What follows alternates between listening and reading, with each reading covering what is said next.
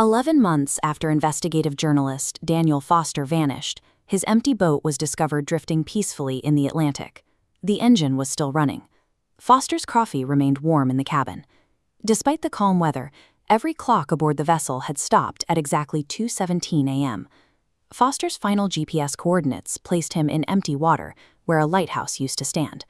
The untouched state of the cabin and the frozen timepieces suggest Foster was interrupted mid-sentence, leaving behind a vessel that was operating perfectly until the moment he was gone.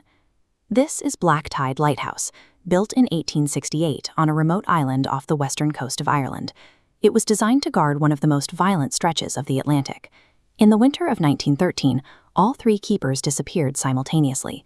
The front door was locked, the oil lamps were burning, and meals sat half-eaten. No trace of the men was ever found. While the government officially blamed a rogue wave, a surge of that size would have left the interior flooded or the doors battered open. Investigators found that every clock inside the tower had stopped at the same moment, 2:17 a.m.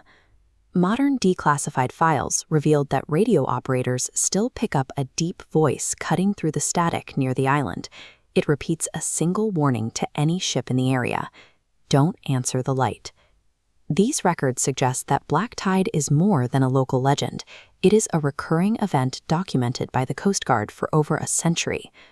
Landing at sunset, the crew found the lighthouse stone stained by a century of storms, but the lantern room glass at the top was inexplicably clean and polished.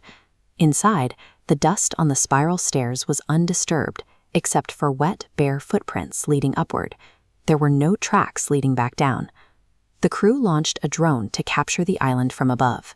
At 7:42 p.m., the signal cut out, and every base camp monitor transitioned to gray static. One frame survived the transmission. It shows dozens of people standing on the water's surface surrounding the island, their faces turned toward the lighthouse. The entities surrounding the island showed no reaction to the drone, remaining perfectly still on the waves as the sun went down. At 2:17 a.m., the crew's modern equipment failed. Flashlights, camera batteries, and monitors all died at once, plunging the tower into darkness. A mechanical hum began to vibrate as the giant Fresnel lens started rotating, casting a beam across the ocean for the first time in decades. As the light swept across the stairs, it revealed a group of pale, rain-soaked figures from different eras climbing toward the crew in total silence.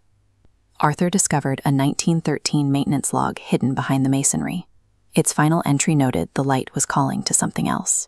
As they watched, fresh ink began to appear on the century-old paper, forming two words: too late. Audio recorders placed throughout the tower captured a low-frequency signal. When isolated, the sound revealed hundreds of overlapping whispers, all saying, "Look into the light." The light's activation and the failure of modern tools suggest the tower operates on a cycle, drawing in new arrivals to maintain the rotation of the lens. Daniel reached the lantern room and found a man turning the heavy clockwork mechanism by hand. He recognized the man as William Keene, a keeper from the 1913 disappearance.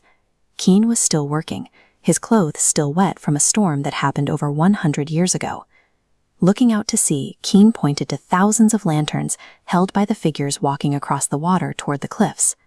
The beam from the lighthouse acts as a guide for the drowned, showing them a path back to the shore. The rotation stopped. 3 heavy knocks shook the foundation, and the stone floor beneath the lens fractured as black seawater surged into the room. Beneath the floor sat an endless staircase descending into the dark. On every step, missing keepers stood with extinguished lanterns, watching as 2 pale eyes opened at the very bottom. The island served as a seal over this descent, and with the light frozen, the passage was finally clear. The crew escaped to their boat just as the island crumbled and was swallowed by the Atlantic. Although the official report cites a landslide, underwater drone footage shows the lighthouse still standing intact on the ocean floor, its beam continuing to rotate through the deep. The final piece of evidence was a video Daniel took before they entered the tower. In the reflection of the lantern room glass, 6 additional figures are visible, watching the crew from above. Despite the island's disappearance, satellite images still capture a beam of light moving across that coordinate, and sailors continue to report the same voice on the radio. The path at the bottom of the ocean remains open, and for those who look directly into the beam, the light is already looking back.